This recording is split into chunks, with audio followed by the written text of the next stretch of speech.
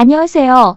메디팀입니다. 안녕하세요. 저는 치과, 보철과 전문의 유어아이즈 덴티스트입니다.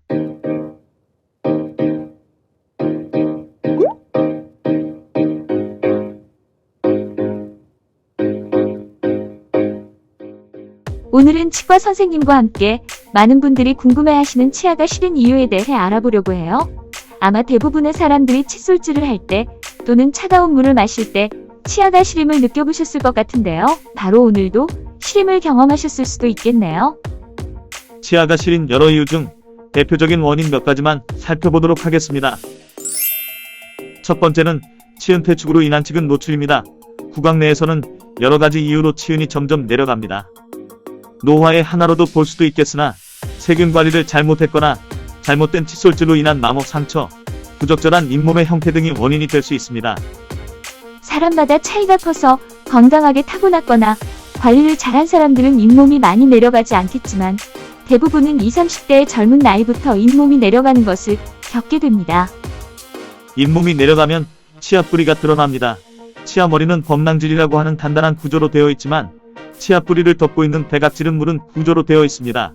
배각질이 여러 이유로 빠르게 소실되면서 감각을 느끼는 구조인 상아질이 곧 드러나게 됩니다.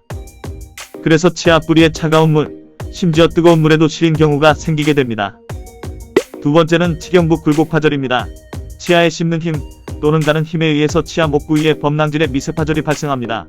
범낭질은 얇은 유리를 여러 겹 겹쳐놓은 것과 같은 구조로 되어 있어 그림에서처럼 떨어져 나가는 경향을 보입니다.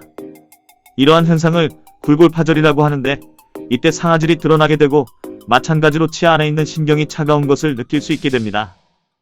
위치상 주로 치아의 볼 쪽, 입술 쪽의 범낭질과 배각질 경계에 있는 치아 목 부위에서 발생한다고 해요. 페인 모양이 깊은 쇠기 모양 같습니다. 세 번째로는 치경부 마모증입니다. 칫솔질에 의해 치아의 목 부위가 패여서 상아질이 드러난 경우입니다.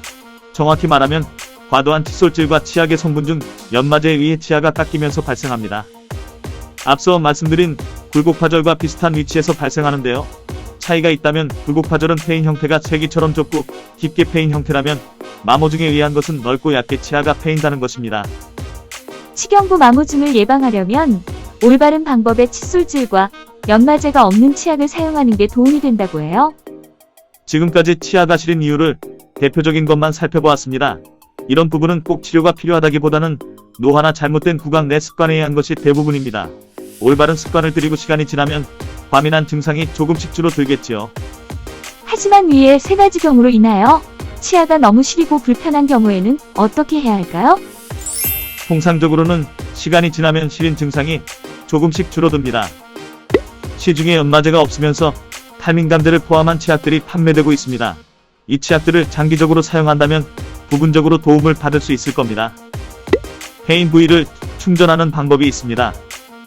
최후의 방법으로 신경치료를 통해 치수의 신경을 제거하는 방법이 있습니다. 이외에도 충치, 치수염, 치아파절, 수분물 탈락, 치아균열, 치료 후 민감증, 치주염으로 잇몸이 내려가서 치아가 시린 경우 등이 있습니다. 이것들은 꼭 치료가 필요한 경우입니다. 오늘 내용을 통해 치아 시림에 대해서 좀 더 자세히 이해하셨기를 바랍니다. 하지만 문제가 있다면 꼭 가까운 치과에 내원하세요.